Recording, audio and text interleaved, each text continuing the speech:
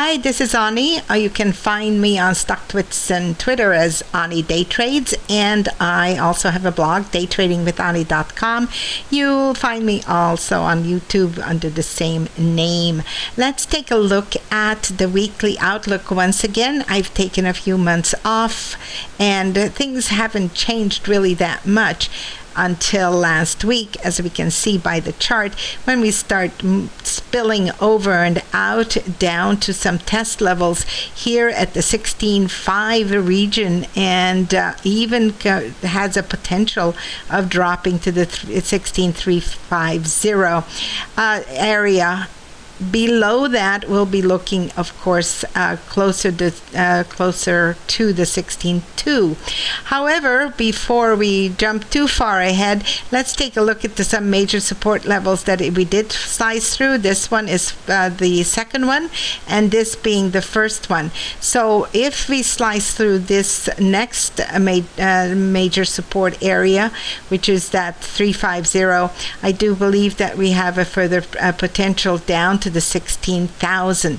Now, if I'm looking at this chart in a longer term, you can see I have a lot of drawings here, a lot of trend lines moving along here, some channels that we fell out of, and then this trend line being slower and less steep than the ones before.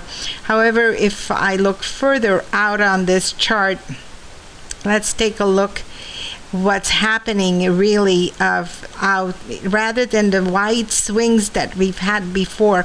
We really slowed down those swings last year, as you can see, and even tightened up even more this year. So this correction here is not that big, unsurprising, because we do need to retest some levels further down in order to start these nice build-ups one more time.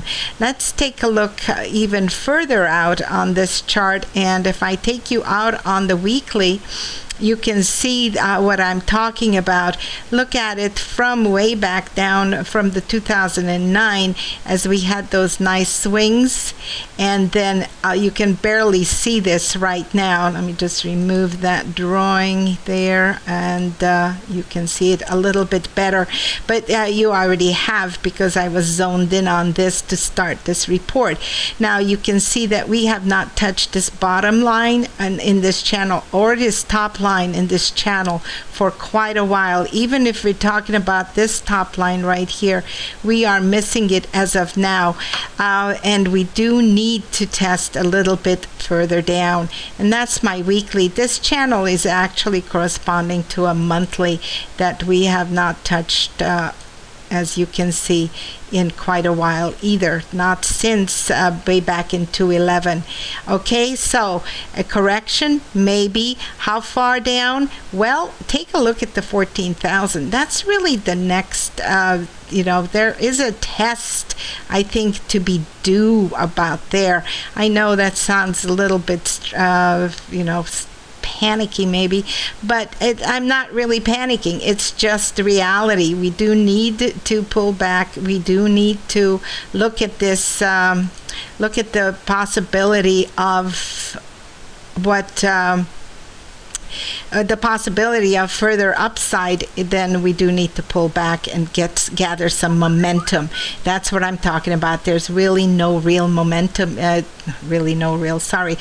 no real momentum taking place this year, not since the beginning, when we had this drop down to the 15.5 or below, and now we are possibly doing the same thing.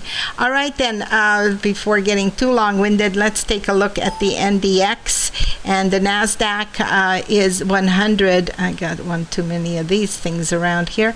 Let's see, remove that one. If I'm looking at the NDX, that too is giving me a potential of a drop, but maybe not as drastic down to here, but that would be the major support, right down to 3,800 perhaps, and then this is your next support at 5044 area, 45 area, and so watch out for that. But of course we could gather up a bounce here as well, right here about the 38.60 where we are hovering around.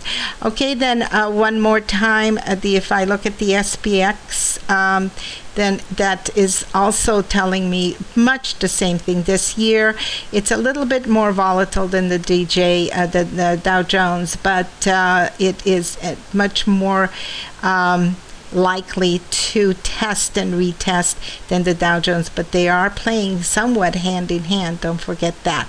Okay, that's it then for the week of the first week of August 4th. Good luck in your trading. Trade it well and carefully as always, and we'll be back with you again soon. Bye-bye.